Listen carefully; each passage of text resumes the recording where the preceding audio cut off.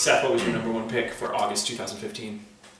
So with my extra time, I'm going to delve into... Another Dark Horse title. Another Dark Horse title. Yes. 2 for 3. Harrow County, number 4, by Cullen Bunn, and art by Tyler Crook. This is a pretty classic horror comic dealing with the supernatural and witches and things.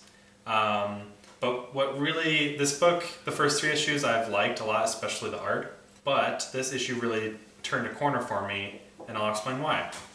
Throughout this book, we're introduced to these scary supernatural creatures, like a skinless man, and the skin that was on that man in the bag of our main character giving your instructions. Seems weird and creepy, but kind of cool. Yeah. You got it. MovieReference.com. MovieReference.com. Oh, Go ahead, Seth. Sorry, you got plenty of time.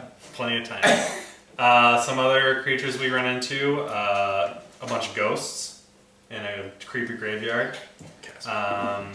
Some haints is what they're called. It's kind of a stupid name, but it's kind of what are they called? Haints. Like that's saints, actually awesome. Saints with an H. I get it. Haints? Haunts. Yeah. Haints.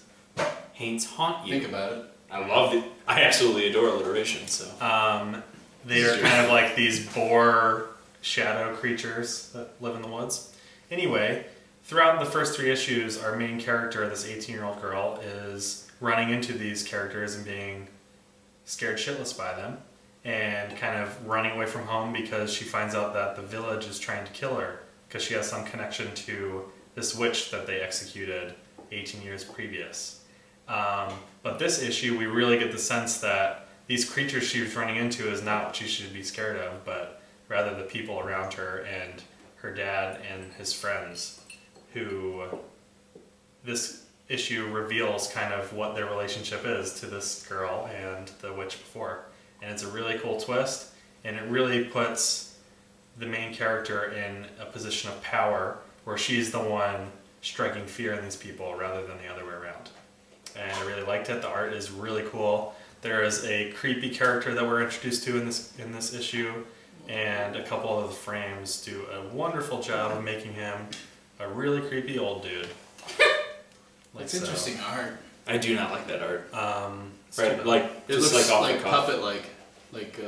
Yeah, I said that in the car. That looks like a creepy ventriloquist. Yeah.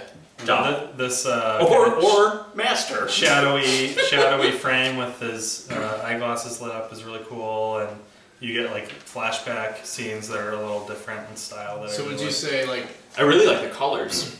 People have like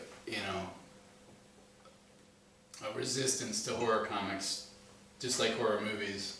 I do. Would you say I'm one of those people. Is it an approachable comic for people like that, or how horror is it? Colby, get out of my mind and stop stealing my questions. I hate you. That's all. Answer it. I would say I'm one of those people that I don't really dig horror movies and horror comics. This one isn't so much like super scary, I wouldn't say, but it is dealing with a lot of similar horror tropes. Like a witch.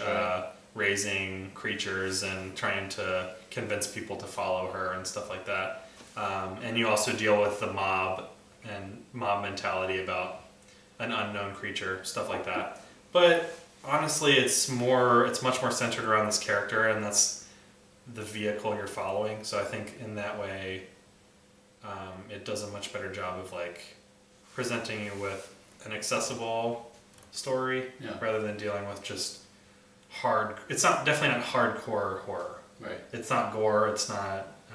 It's not a comic that's supposed to necessarily scare you. It's more like an eerie story. Bentley didn't read it. He's just judging the cover.